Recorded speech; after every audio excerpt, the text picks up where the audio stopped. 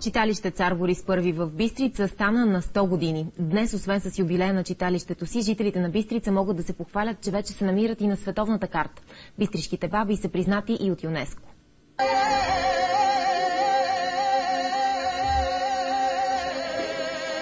Когато читалището в Бистрица било издигнато, неговото мото било въздържание, просвета и честен труд.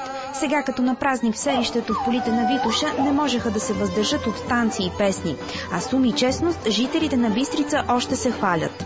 Всички сме много задружни, винаги сме се подкрепили във всичко. На сцената се срещат и млади и стари. Син учи от майка си песни. Така се предава семейната история от уста на уста.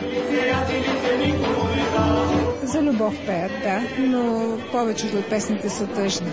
Баба е предала на внуче тайната на неравноделните стъпки. Има и урок по крадене на мома. Първо за смелост пиваш една тънка ракийка.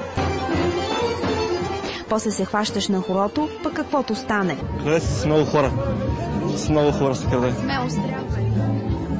Не, по-скоро да си напорис малко.